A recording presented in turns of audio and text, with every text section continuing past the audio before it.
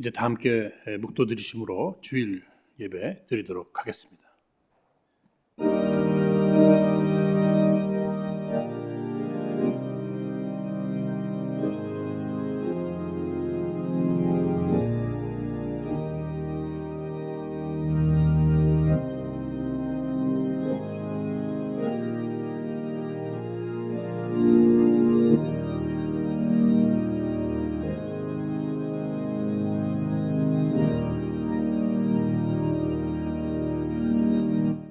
내가 산을 향하여 눈을 들리라. 나의 도움이 어디서 올꼬? 나의 도움이 천지를 지으신 여호와에게서로다. 여호와께서 너로 실족지 않게 하시며 너를 지키시는 자가 졸지 아니하시리로다. 이스라엘을 지키시는 자는 졸지도 아니하시고 주무시지도 아니하시리로다. 여호와는 너를 지키시는 자라. 여호와께서 내 우편에서 내 그늘이 되시나니 낮에 해가 너를 상치 아니하며 밤에 달도 너를 해치 아니하리로다. 여호와께서 너를 지켜 모든 환난을 면케 하시며 또 내 영혼을 지키시리로다. 여호와께서 너의 출입을 지금부터 영원까지 지키시리로다. 아멘. 이제는 참회의 기도의 시간으로 하나님과 나만이 아는 은밀한 죄를 고백하면서 묵묵히 참회의 기도를 드리겠습니다.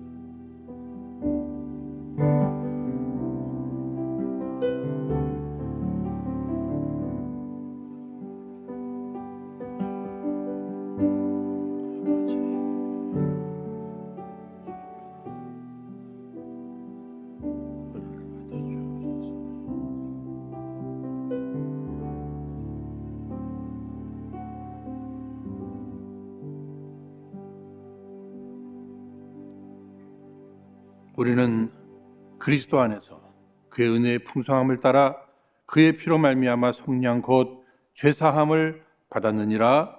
아멘. 사도신경으로 우리의 신앙을 고백하겠습니다.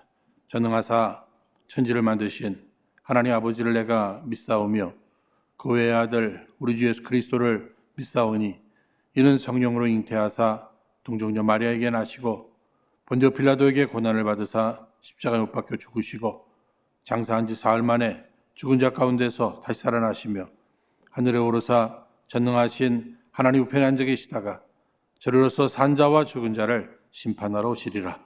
성령을 믿사오며 거룩한 공예와 성도가 서로 교통하는 것과 죄를 사하여 주시는 것과 몸이 다시 사는 것과 영원히 사는 것을 믿사옵나이다.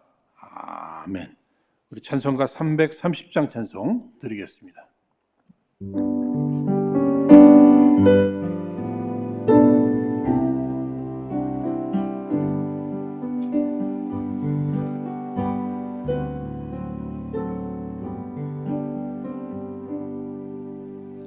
고통의 멍에 벗으려고 예수께로 나옵니다.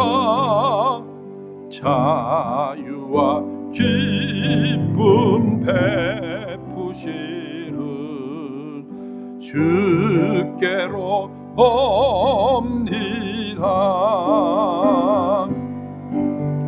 병든 내 몸이 튼튼하고 빈궁한 삶이 부해지며 죄악을 벗어버리려고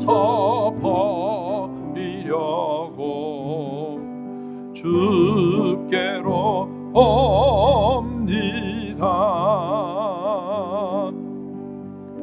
낭패와 실망 당한 뒤에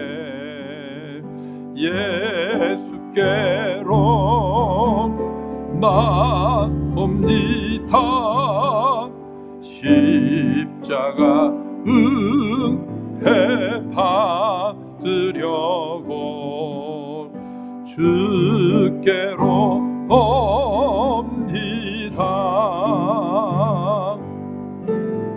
슬프던 마음 위로받고 인생의 풍파 찬잔하며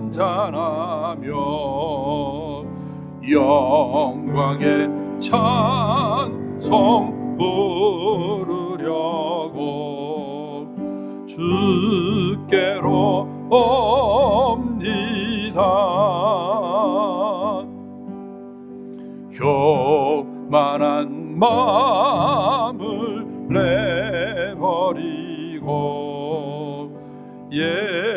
예수께로 나옵니다. 복되신 말씀 따르려고 주께로 옵니다.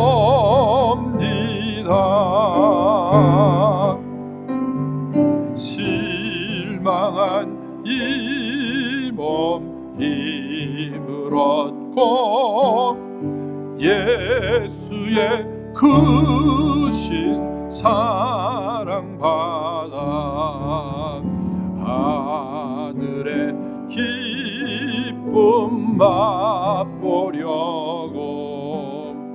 주께로 옵니다. 죽음의 길을 벗어나서 예수께로 나옵니다. 영원한 집을 바라보고 주께로 옵니다. 멸망의 폭구 헤어나와 평화의 나라 다다라서 영광의 주를 배우려고 주께로 옵니다.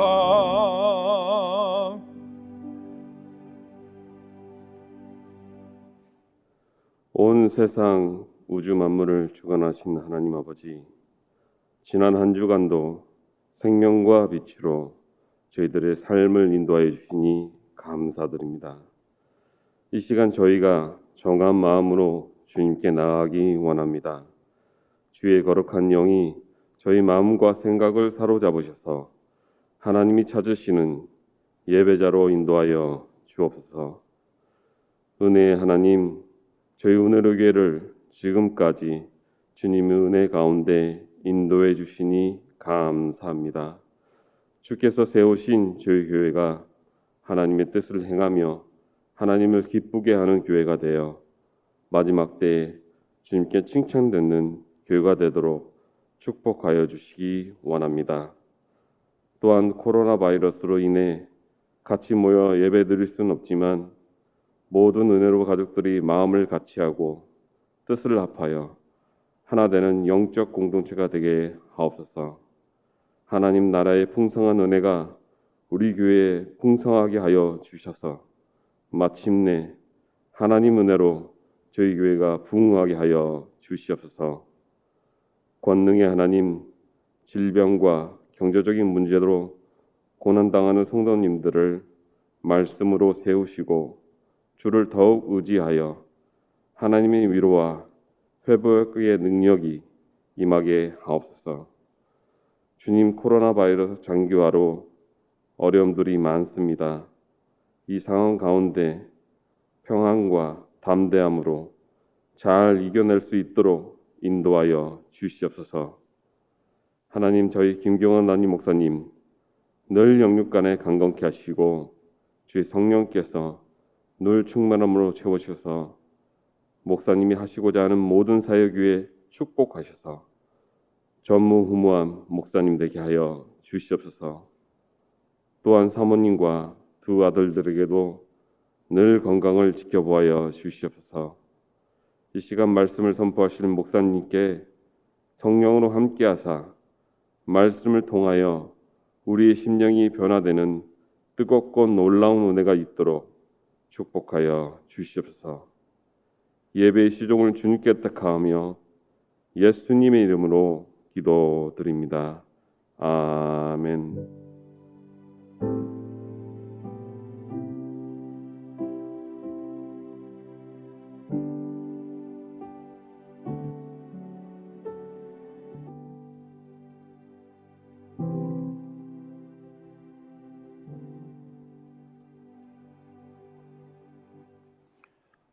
오늘 본문의 말씀은 요한복음 9장 1절에서 7절 말씀입니다. 우리 이제 함께 읽도록 하겠습니다. 예수께서 길 가실 때에 날 때부터 소경된 사람을 보신지라. 제자들이 물어 가로되 라삐여, 이 사람이 소경으로 난 것이 네 죄로 인함 이오니이까 자기 오니이까 그 부모 오니이까. 예수께서 대답하시되 이 사람이나 그 부모가 죄를 범한 것이 아니라 그에게서 하나님의 하시는 일을 나타내고자 하심이니라. 때가 아직 낮음에 나를 보내신 이의 일을 우리가 하여야 하리니라. 밤이 오리니 그때는 아무도 일할 수 없느니라. 내가 세상에 있는 동안에는 세상의 빛이로라. 이 말씀을 하시고 땅에 침을 뱉어 진흙을 이겨 그의 눈에 바르시고 이르시되 실로암 못에 가서 씻으라 하시니, 실로암은 번역하면 보냄을 받았다는 뜻이라. 이에 가서 씻고 밝은 눈으로 왔더라. 아멘. 며칠 전 아침에 오늘 여러분들과 함께 나눌 이 말씀을 준비하기 위해서 제가 이제 오늘 본문의 말씀을 펴서 읽으려고 할 때에 특별히 제 아내가 찬양 하나를 아주 얼마나 크게 트는지요. 맨 처음에는 아이고 좀 줄이라고, 좀 끄라고, 설교 준비할 테니까. 그런 마음 속에서도 이렇게 들려오니까 잘 들어보니까 제가 과거에 참 은혜 받았던 그 찬양곡이었습니다. 제목이 똑바로 보고 싶어요라고 하는 이러한 찬양곡이에요. 제가 가사 읽어드리면, 똑바로 보고 싶어요 주님, 온전한 눈짓으로 똑바로 보고 싶어요 주님, 겨눌질하길 싫어요. 하지만 내 모습은 온전치 않아 세상이 보는 눈은 마치 날 죄인처럼 멀리하며 외면을 하네요. 주님, 이 낮은 자를 통하여 어디에 쓰시려고 이렇게 초라한 모습으로 만들어 놓으셨나요? 당신께 드릴 것은 사모하는 이 마음뿐. 이 생명도 달라시면 십자가에 놓겠으니 허울 뿌린 육신 속에 참빛을 심게 하시고 가식뿐인 세상 속에 미랄로 썩게 하소서. 전 이 찬양을, 가사를 이렇게 생각하면서 이 찬양을 들으면서 와우, 정말 오늘 여러분들과 함께 나눌 말씀에 어쩌면 요약이 될 수도 있고요, 어쩌면 그 결론이 될 수 있는 그런 찬양을 이렇게 말씀을 준비하면서, 또 말씀을 준비하기 전에 이렇게 이 찬양을 듣게 하시는 그 하나님의 그 사랑의 섭리, 아주 그 섬세하신 사랑의 섭리를 이 마음에 담고서 감사하는 마음이 더 드는 거예요. 뿐만 아니라 확신, 주님이 오늘 말씀 가운데도 함께 하시겠구나 하는 이런 확신을 가지고 말씀을 또 준비하고 이렇게 전하게 되었습니다. 오늘 함께 읽으신 이 본문의 말씀, 우리 예수님께서 요한복음에 행하신 그 7가지 표적 가운데 6번째 표적, 여러분들이 잘 아시는 말씀의 내용입니다. 앞을 보지 못하는 소경을 주님께서 보게 하셨습니다. 특별히 그의 삶에는 놀라운 변화가 일어난 거예요. 앞을 보지 못해서 불행하게 살았는데 그가 예수님 만나고 나서 새롭게 변화됐습니다. 불행한 사람이 아니라 행복한 사람이 되었어요. 늘 다른 사람에게 짐이 되었던 사람이었는데 예수님 만나고 나서 세상을 향해서 보내심을 받고 주님의 제자로서 영향력 있는 인생으로 살게 됐단 말이죠. 여러분, 우리가 이미 나누었고 또 잘 알고 있는 대로 우리 기독교는 변화의 종교입니다. 기독교의 핵심은 변화예요. 마치 물이 변하여 포도주가 된 것처럼 예수님을 통해서 변화의 능력자는 예수님이십니다. 그러니까 그분을 만나면 변화된다는 거예요. 새로워진다는 것입니다. 사랑하는 여러분, 오늘 우리가 드리는 이 예배를 통해서 임하시는 우리 예수님을 꼭 만나시기를 바랍니다. 그래서 예수님 때문에, 예수님을 만남으로, 예수님으로 인하여서 여러분들의 삶에 놀라운 변화가 있기를 바라는 것이에요. 오늘 본문 말씀 읽지는 않았습니다만 이 8절 말씀에 보시면 이웃 사람들과 및 전에 저가 거린인 것을 보았던 사람들이 가로되 이는 앉아서 구걸하던 자가 아니냐.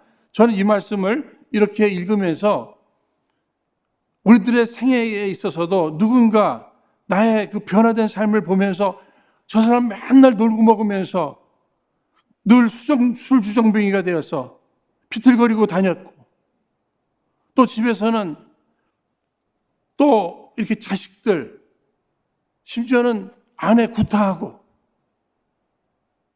도박장에 앉아있고 뭐 이랬던 사람들이 있잖아요, 여러분들. 정말 예수 믿는 사람들을 늘 핍박했고 교회를 핍박했었던 그 사람 아니었는가? 이게 완전히 변화된 그 모습. 누군가의 나의 모습을 보면서도 저 사람 이전에 저랬던 사람인데 변화됐어요.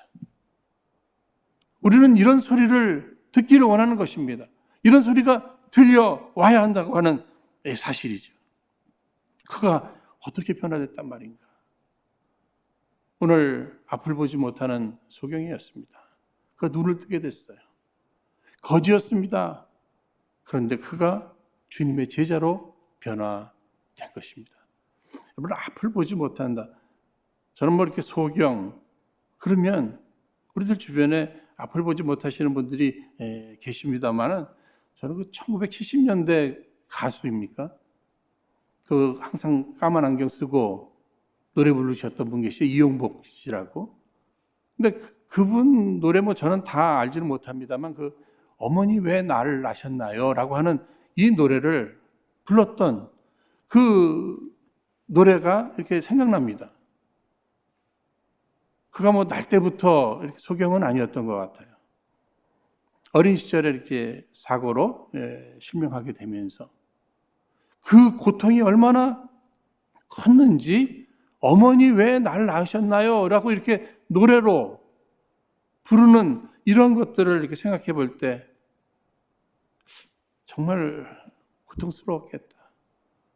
어쩌면 태어난 것을 원망할 수밖에 없는, 부모까지도 원망할 수밖에 없는 이러한 고통이 분명히 있었겠죠. 여러분, 특별히 2000년 전 예수님 시절에 앞을 보지 못한다. 그때는 그저 집에서도 그냥 자연스럽게 그 당시 문화 속에서 죄인 취급하면서 버려지는 이러한 현실.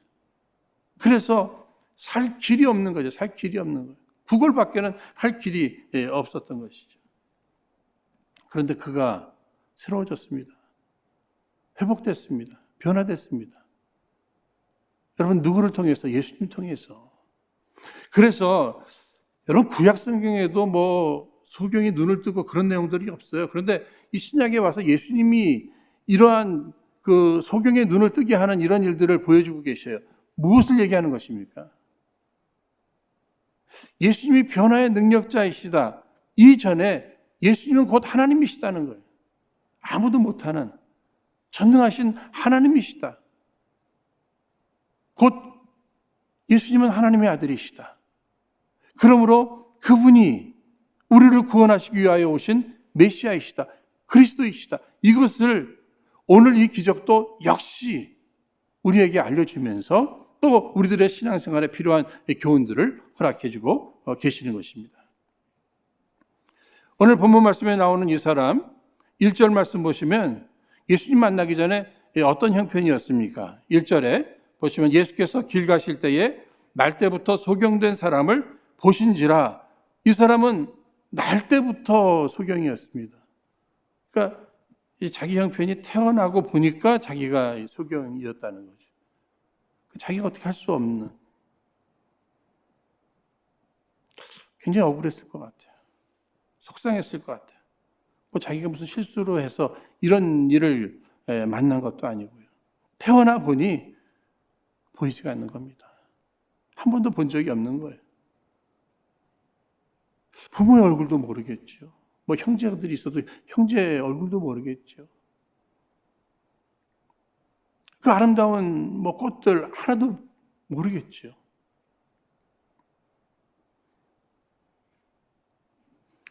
그의 나이가 몇 살인지는 모릅니다만 이제 분명히 이제 성인으로 나오니까 날 때부터 지금까지 얼마나 많은 이 고통이 있었겠습니까? 사람들의 또 조롱도 있었을 것이고, 과거에 그 한국에서 보면 그 소경들, 앞을 보지 못하시는 분들, 그분들이 택시 잡으려고 그러면 택시들이 서지 않던데요. 어떤 경우는 재수 없다고 그러고 침 뱉고 그런 사람들도 있었습니다. 2000년 전에 여러 부분에 있어서 힘든 삶을 살 수밖에 없었을 것입니다. 태어나고 보니까 주어진 거예요. 여러분, 우리도 어떻게 보면요, 태어나고 보니까 주어진 거 있잖아요. 뭐 우리가 한국 사람으로 태어난 것도 뭐 주어진 거지요, 그렇죠? 태어나서부터 이렇게 주어진 겁니다. 이런 모양으로 태어난 거예요. 이게 주어진 겁니다. 또 이런 건강으로 뿐만 아니라 이런 장애를 가지고 태어난 사람들이 있잖아요. 이런 약한 모습을 가지고 뿐만 아니죠. 가난한 집안에서 그냥 태어난 겁니다.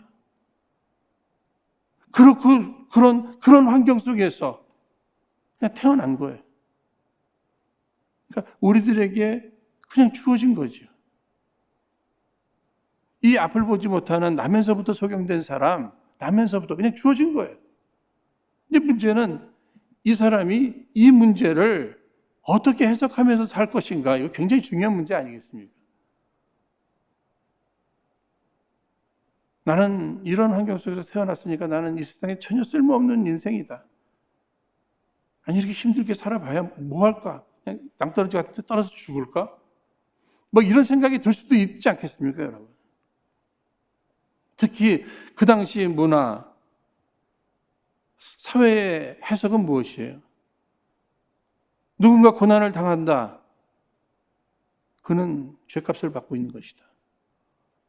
이런 해석 속에 지금 앞을 보지 못하는 나면서부터 소경된 자가 힘겹게 살아가고 있는 이러한 현실입니다. 여러분, 당시 유대인들은 모든 장애나 질병 다 그 죄값으로 이렇게 해석을 했잖아요. 그러나 우리는 이미 함께 나누었습니다. 동방의 의인이라고 하는 이 욥 같은 사람, 정말 하나님께서 자랑하실 만한 이런 믿음의 사람이었습니다. 그런데 그가 그 고난을 당하잖아요. 그 고난을 당합니다. 우리 신앙생활 하시는 분들 관계 속에서도 그래요. 언젠가 어느 한 성도님이 어느 목사님을 찾아뵈면서 이렇게 이런 질문을 했대요. 목사님, 우리 구역에 어느 분 그렇게 신앙생활 잘 하시는데 그 신앙생활 굉장히 잘하시는 것 같은데 왜 그런 어려움을 당하시는 겁니까? 그러니까 왜 신앙생활을 잘하는데 왜 어려움을 당하는 겁니까? 이렇게 질문을 해요. 그러니까 목사님이 또 그걸 한참 생각하다가 뭔가 대답을 해줘야 되잖아요. 뭔가 우리가 모르는 뭐 잘못한 게 있었겠지. 여러분, 질문하시는 그 집사님도 잘못됐고 그렇게 대답하시는 목사님도 잘못됐다고 저는 생각합니다. 왜냐하면 성경에는요, 의인의 고난도 분명히 있습니다. 그런가 하면 악인의 형통도 분명히 있어요. 그러니까 성경은 악인의 형통을 부러워하지 마라. 분명히 의인임에도 불구하고 고난을 당할 수도 있고 정말 불의한 자인데도 형통할 수 있다. 그러니까 우리가 함부로 뭐 누구를 향해서 축복받으셨네요. 전혀 예수도 믿지 않고 오히려 핍박하고 그런데 건강은 해요? 부자예요? 축복받으셨네요. 그런데 오히려 신앙생활을 잘하는데도 불구하고 어려운 이런 일들을 누군가 경험하게 될 때 우리는 너무 쉽게 그렇게 얘기하지 않습니까? 뭔가 우리가 모르는 그 무서운 죄를 졌나 보지. 그 죄값을 받는 거예요. 오늘 본문 1절 말씀 보시면 예수님이 길을 가시다가 날 때부터 이 소경된 사람을 보셨다고 이렇게 얘기하고 있어요. 왜 보셨을까? 왜 보였을까? 사람은요, 늘 보고 싶은 것만 보는 겁니다. 특별히 자기 관심 있는 게 이렇게 보여지는 거잖아요. 그러니까 이 돈에만 관심 있는 사람은 그냥 다 돈으로 보이는 겁니다. 다 돈으로 보이는 거예요. 그런가 하면 정말 우리가 이 세상을 살면서 또 어떤 사람들은 이성에만 관심 있는 사람들은요, 보이는 게 다 이성들만 보일 수 있겠죠. 또 먹는 거에만 관심 있는 사람은 다 먹는 거에만. 근데 우리 예수님은요, 어디에 관심이 있으셔요? 이 병든 자들, 고난 가운데 있는 자들. 왜 예수님께서 이 땅에 오신 그 갇힌 자들을 자유케 하시기 위해서 영적으로 뿐만 아니라 육적으로 그 갇힌 자들에게 자유를 주시기 위해서 오신 분이시기 때문에 그 부분에 이렇게 관심이 있는 거죠. 예수님의 그 사랑, 예수님의 긍휼, 예수님의 그 공감. 그러니까 보여지는 겁니다. 보신 거예요. 결국은 예수님께서 만나주시고 회복시켜 주시잖아요. 자기 스스로는 나는 전혀 쓸모없는 인생이라고 이렇게 생각했어요. 다른 사람도 저런 인생은 쓸모없는 인생이라고 생각했어요. 그런데 주님이 보시니까 결국은 어떻게 됐어요? 쓸모 있는 인생이 되잖아요. 쓸모 있는 인생이 됩니다. 더욱이 예수님께서 지금 이 소경된 사람을 이렇게 보셨습니다. 보셨어요? 긍휼한 마음을 가지고 불쌍히 여기는 마음으로 이렇게 보셨어요. 그 보실 때는 이 고쳐주시려는 이런 마음으로 보셨겠죠. 그렇지 않겠습니까? 근데 이 예수님의 마음과 제자들의 마음은 좀 다를 것이라고 생각합니다. 이 차원이 다르잖아요. 지금 예수님께서 그 불쌍한 앞을 보지 못하는 소경을 보실 때 이 제자들이 뭐 질문하고 그러지 않습니까? 2절에 제자들이 물어 가로되 라삐여 이 사람이 소경으로 난 것이 네 죄로 인함이오니까 자기 오니까 부모 오니까 이런 질문을 하잖아요. 저는 이렇게 생각해 봅니다. 우리가 생각할 때도 예수님이 보셨으면 또 예수님 고쳐주시겠다고 가시겠구나.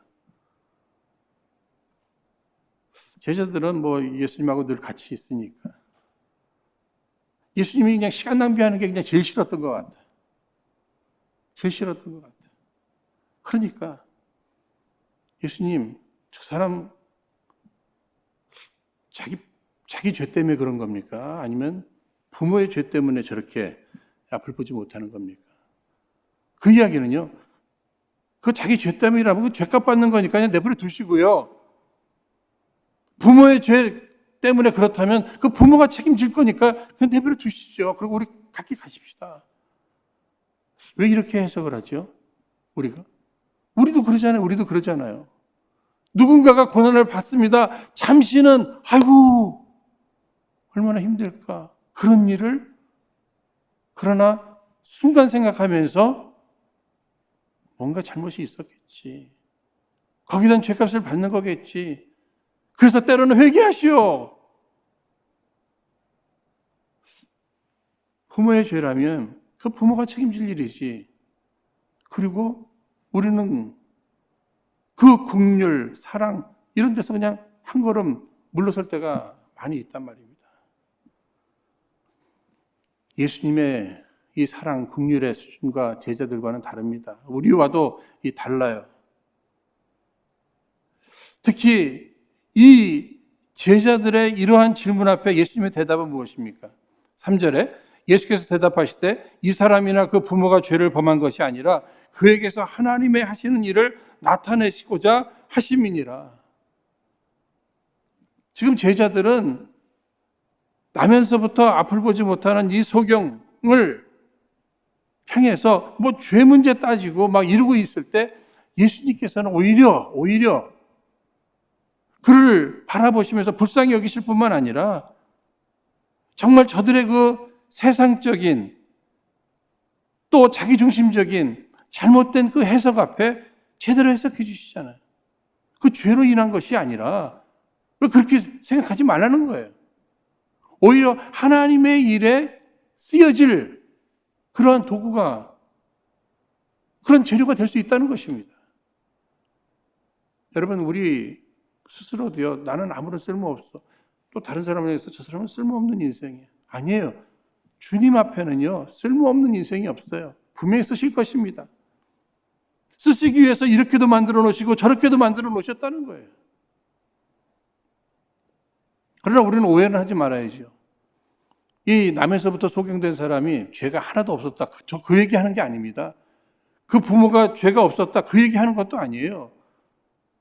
인간은 죄 가운데 태어났으므로 그 부모도 그 사람도 다 죄가 있어요. 그러나 지금 그가 소경으로 태어난 것이 죄로 인해서, 아니 인간이 이 고난을 당하는 것이 죄로 인한 것이, 이것이 일반적인 이런 내용들을 우리가 성경을 통해서 잘 알고 있는 내용이에요. 그러나 각기 다른 이러한 내용으로, 이러한 모습으로 살아가고 있는데 그것이 꼭 죄로 인한 것이라고 우리는 함부로 얘기할 수 없다는 거죠.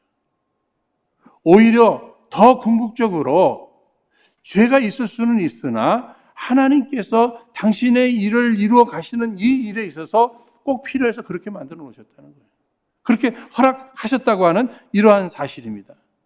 그러니까 세상적 가치관과 성경적 가치관은 달라요. 오늘 우리들이 세상적 가치관 속에 살았던 우리들이지만 예수를 믿고 성경을 하나님 말씀으로 믿으면서 성경적 가치관으로 우리가 바뀌어져야 됩니다.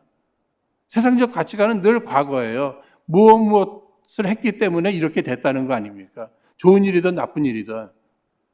그런데 성경적 가치관은 미래적이에요.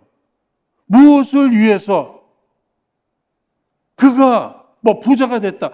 아니, 무엇을 위해서 하나님께서 부를 허락하셨을까? 아니, 그가 병들었다. 아니, 무엇을 위해서 주님이 그 병도 허락하셨을까?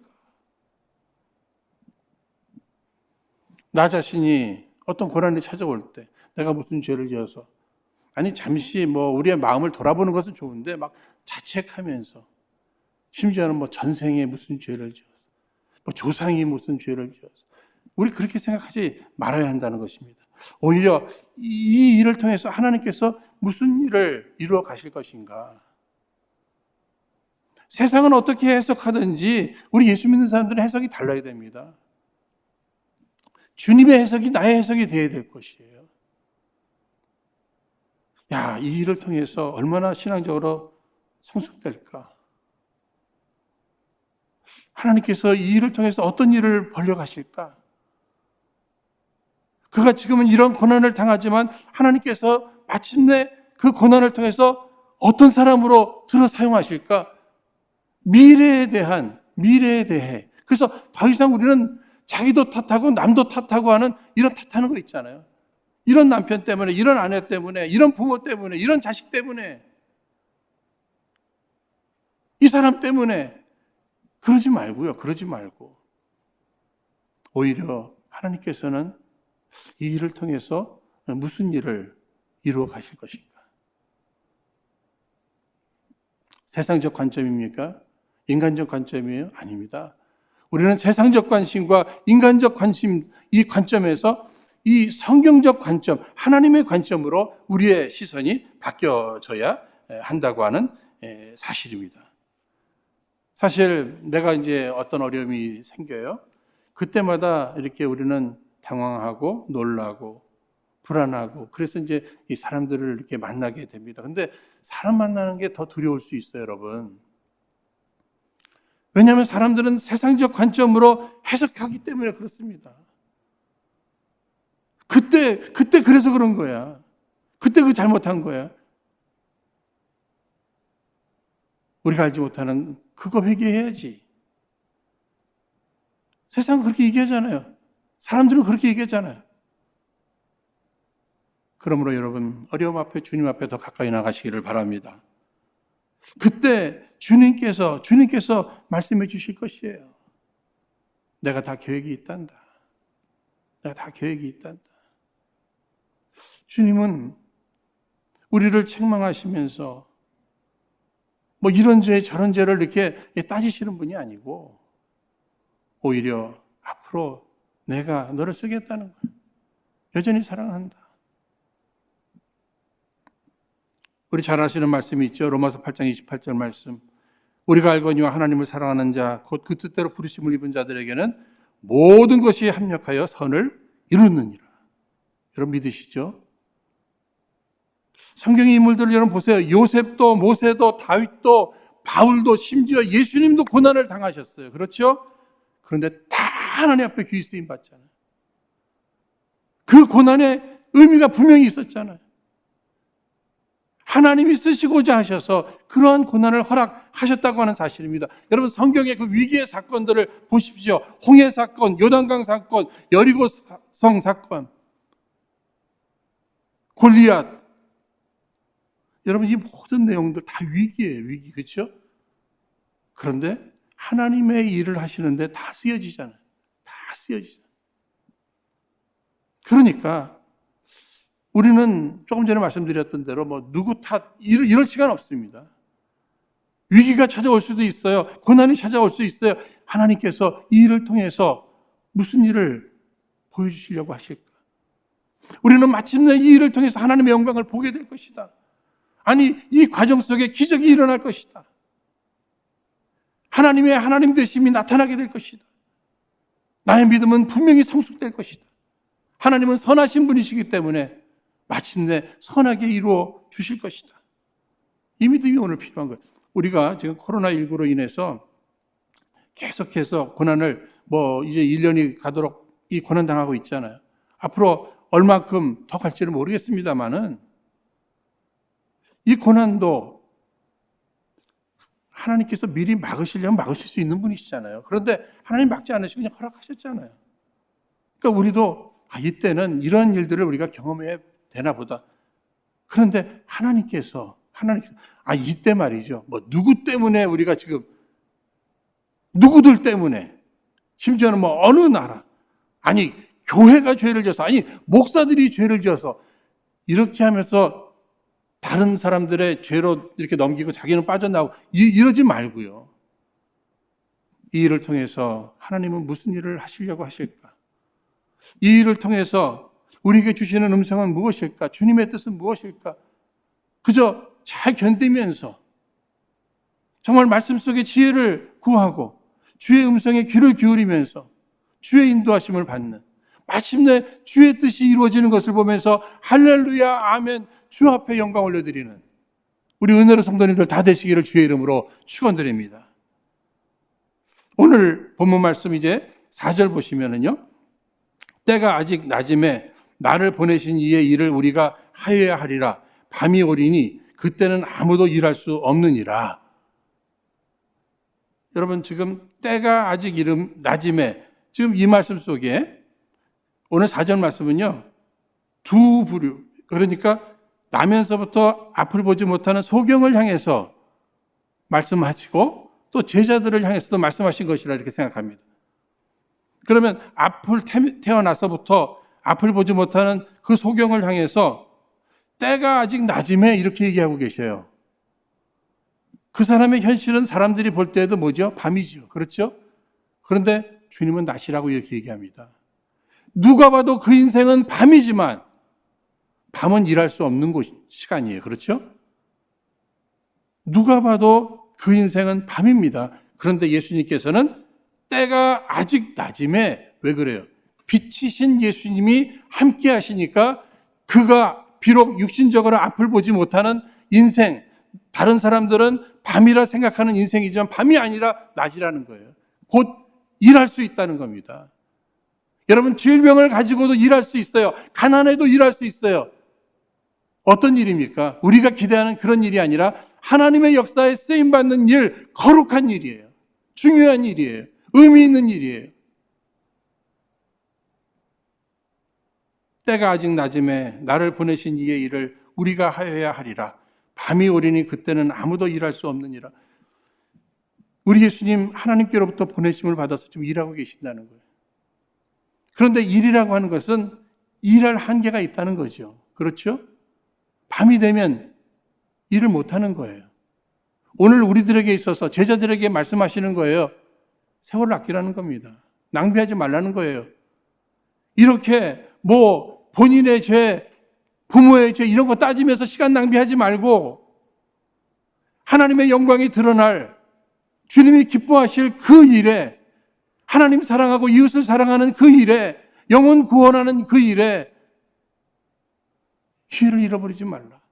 하나님이 주신 그 기회 속에서 어둠 밤 시대리니 기회를 놓치지 말고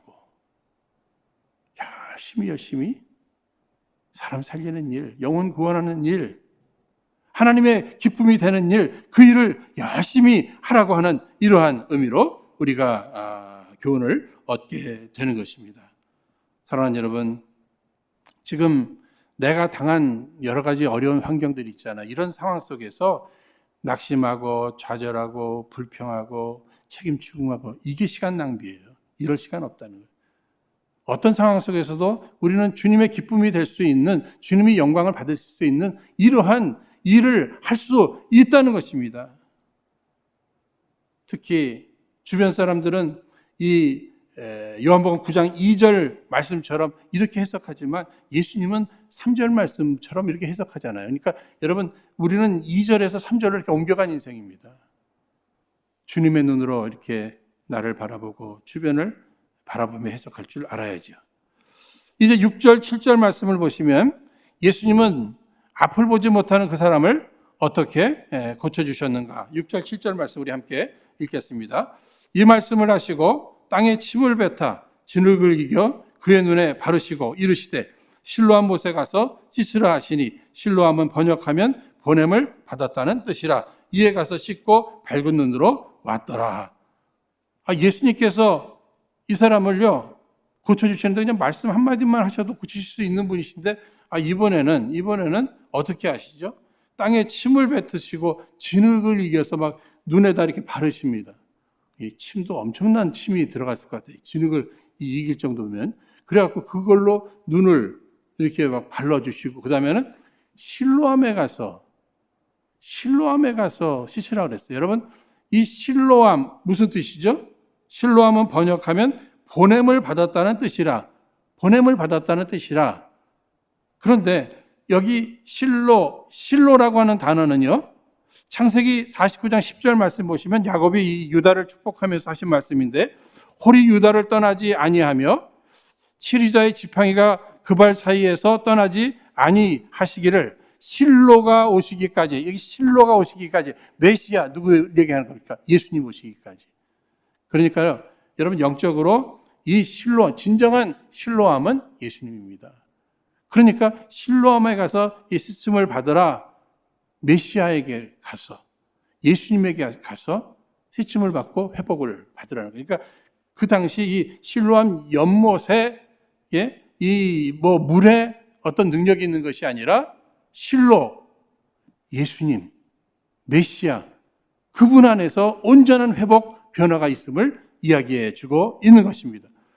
특별히 여기 지금 진흙을 발라주셨잖아요. 여러분, 여기에서 이제 많은 신학자들의 공통적인 내용이니까 함께 나눈다면요. 이 인간을 만드실 때 어떻게 만드셨죠? 무엇으로? 진흙을 이겨서 인간을 만드셨잖아요. 그러니까 그 생각을 우리가 할 수 있게 되는 겁니다. 그러니까 예수님께서 지금 하시는 내용은 무엇이에요? 이 창조의 역사, 인간 창조의 역사에 함께 하셨던 예수님께서 지금 그 진흙으로 그를 재창조하시는, 회복시키시는 이러한 역사를 보게 될 때 예수님은 곧 창조주이시다, 하나님이시다, 이것을 다시금 이야기하고 있는 것입니다. 그러니까 예수님은 창조주셔요. 인간을 창조하십니다. 죄 가운데 태어난 인생, 예수님을 만남으로 말미암아 새롭게 재창조해서 새롭게 사용하시는 분이시라는 거예요. 내가 어떻게 망가진 인생이라 할지라도 예수님 만나면 그분은 창조주가 되시기 때문에 우리를 새롭게 창조해 주셔서 사용해 주실 줄 믿습니다. 그 믿음이 오늘 우리에게 필요한 거죠. 여러분, 이 이야기는 잘 아시죠? 어느 추운 겨울날에 어느 자동차 정비하시는 재주가 아주 많으신 분이 자기 차를 타고 가는데 차가 섰어요. 자기가 자기 차를 한번 고쳐보려고 애를 쓰는데 이게 안 되는 겁니다.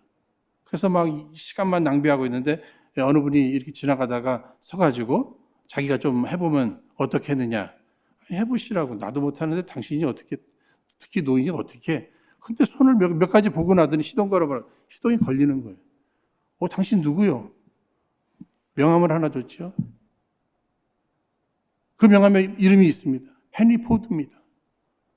자동차를 만든 사람이 고장난 거 그거 못 고치겠는가? 이런 내용으로 이 이야기들을 많이 얘기합니다.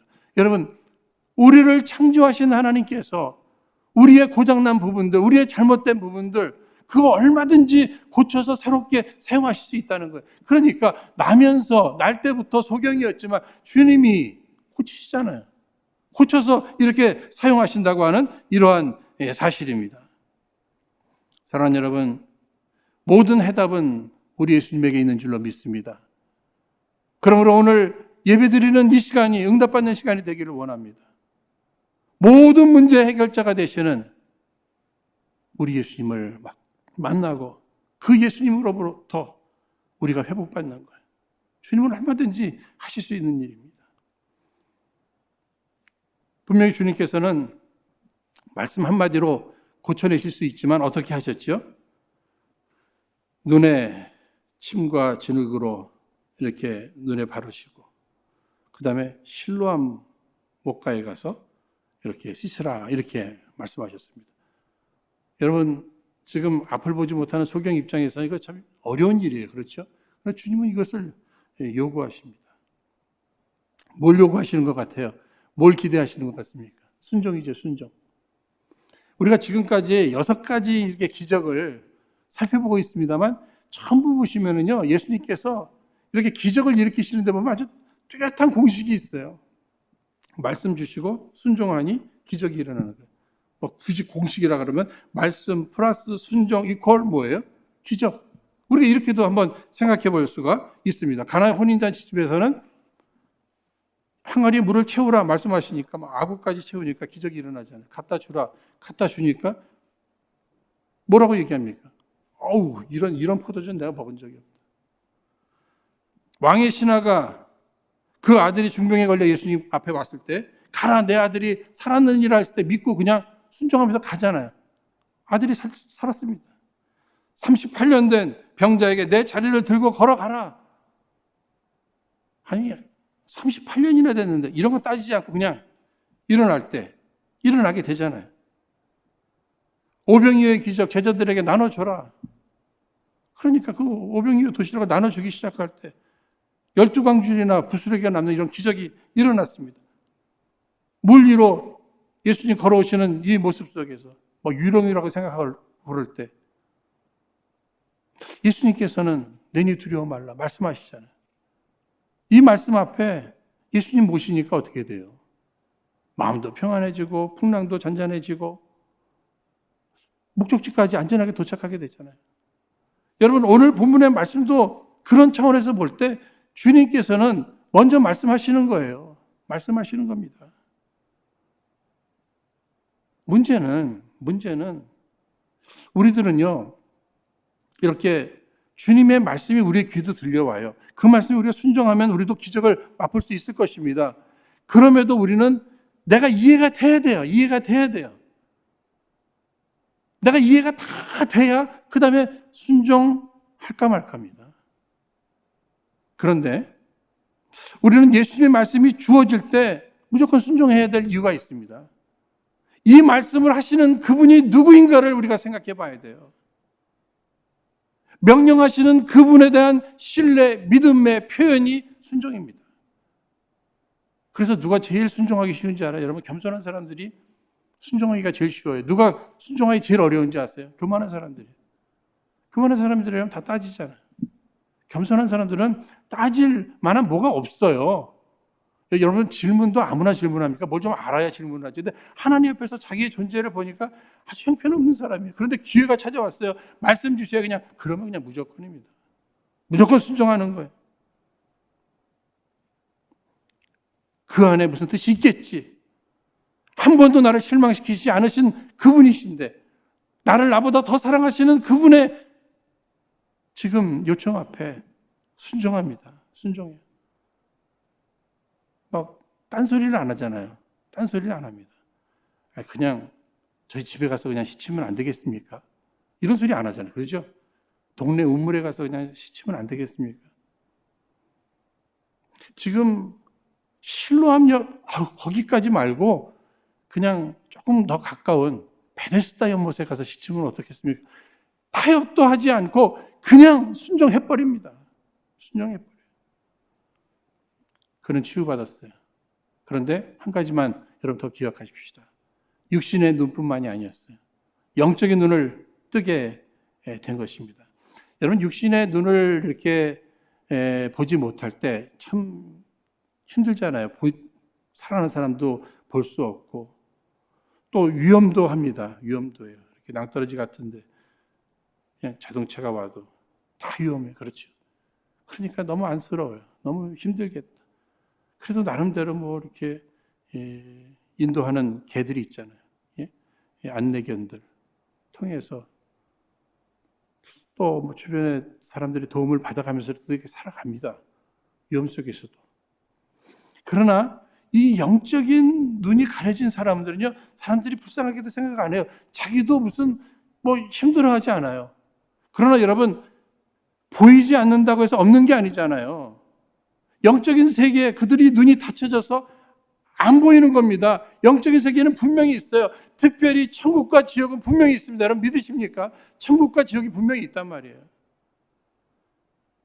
어떻게 천국 가죠? 이 땅에서 예수 믿어야 천국 가는 거예요. 영적인 눈이 열려야 천국 가는 거예요.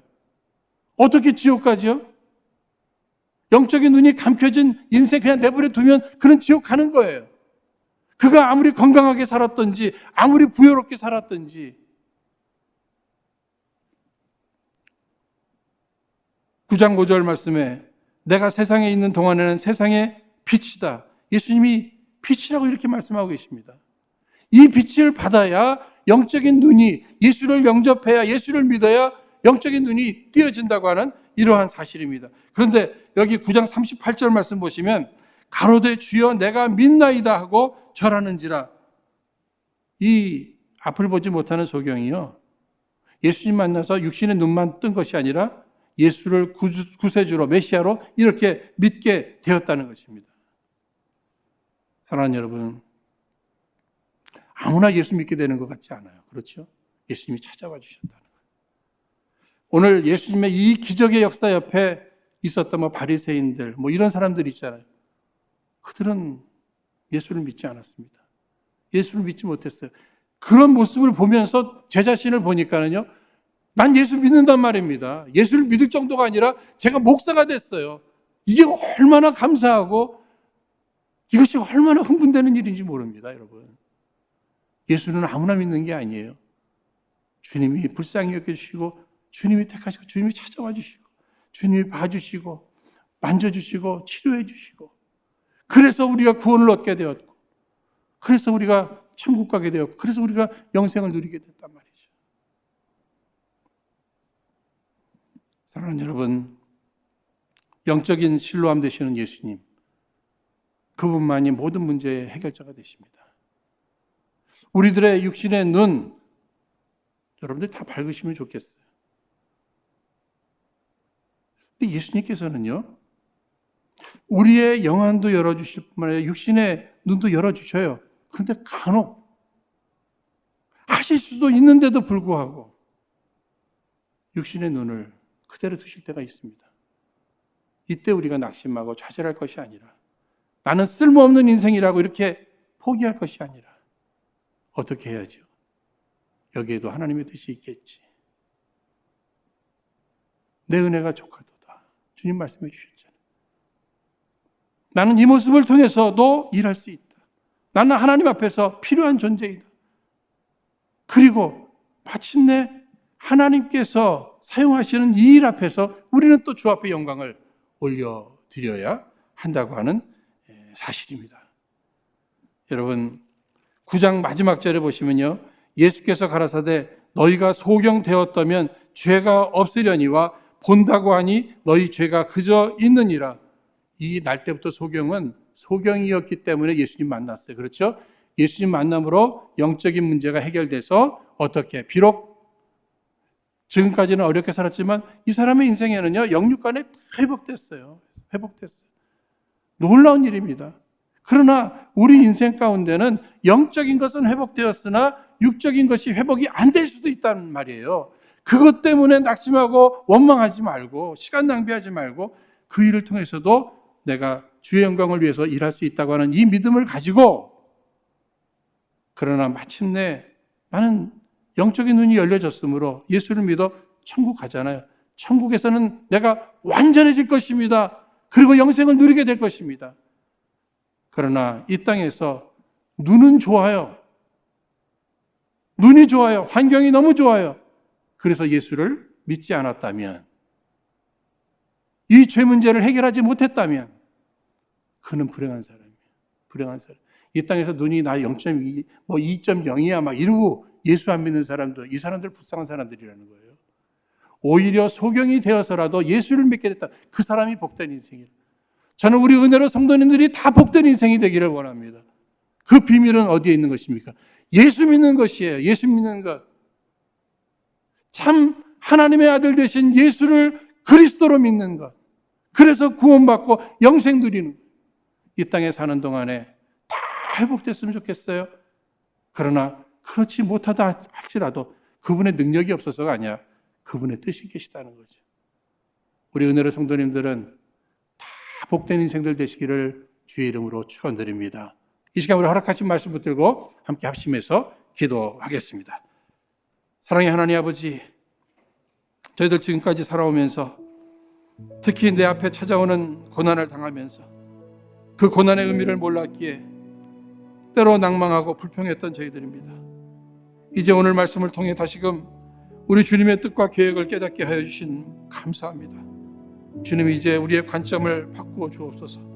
그래서 성경의 관점, 하나님의 관점에서 모든 것을 바라보게 하여 주옵소서.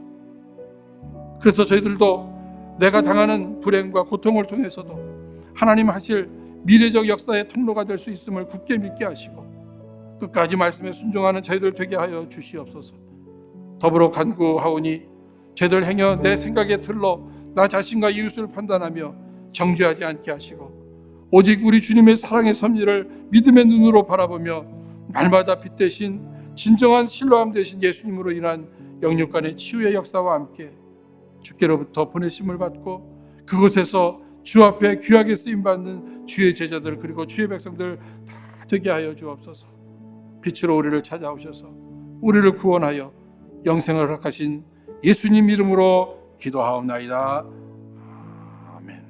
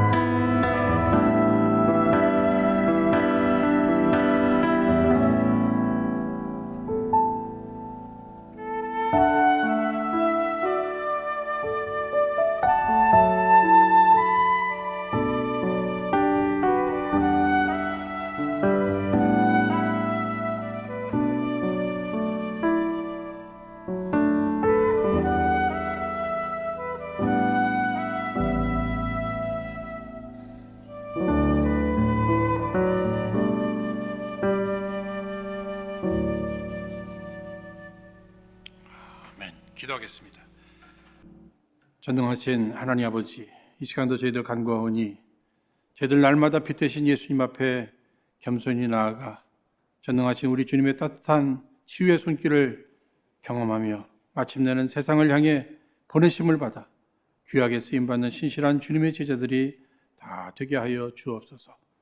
이 시간도 저희들 지금까지 받은 은혜의 감사를 예물로 주 앞에 바치오니 우리 주님 기뻐 받아 주옵시고 주께 드리는 손길들마다 평강과 함께 예비하신 영육간의 풍성하신 축복으로 꼭 함께하여 주시옵소서. 특별히 부족한 가운데도 오직 믿음으로 주께 드리는 손길들마다 우리 주님의 특별하신 사랑으로 함께하여 주옵소서. 모든 것 늘 감사하며 예수님 이름으로 기도하옵나이다.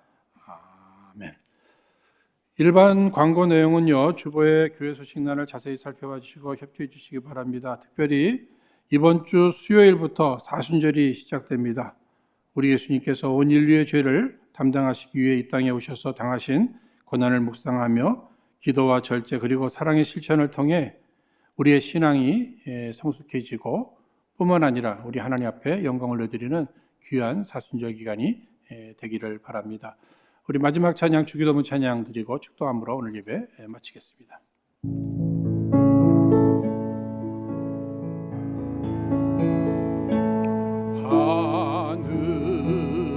하늘에 계신 아버지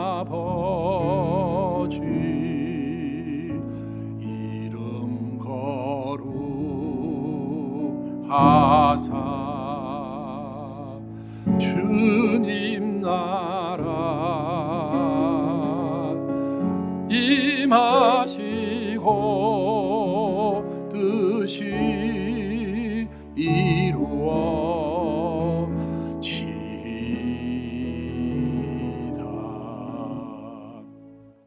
일용할 양식 주시고 우리들의 큰 죄 다 용서하옵시며 또 시험에 들게 마시고 악에서 구원하소서. 내게 주의 나라 주의 권세 주의 영광 영원히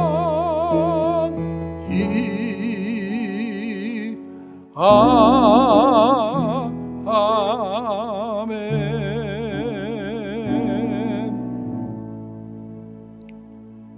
지금은 빛으로 세상에 오신 우리 주 예수 그리스도의 무한하신 은혜와 아버지 하나님의 그 크신 사랑하심과 성령님의 보호인도 치유 회복 놀랍게 역사하여 주심이 오늘 거룩한 주일 주 앞에 예배를 드리며 나면서부터 소경된 자를 보게 하시는 우리 주님의 기적을 통해 우리의 영안이 열리는 것을 먼저 감사하며 모든 나머지 일들을 주님의 뜻에 맡겨드리고 이제 평강 가운데 돌아가는 주님의 백성들의 머리 위에와 저들의 가정과 생업 위에 각기 다른 고난과 연단 가운데 있는 모든 이들과 우리 은혜로 교회 위에 사랑하는 우리들의 자녀들의 장래 위에 전 세계에 흩어져 복음을 증거하시는 선교사님들의 귀한 사명의 역사 위에 지금으로부터 영원까지 함께 주시옵기를 간절히 축원하옵나이다. 아멘.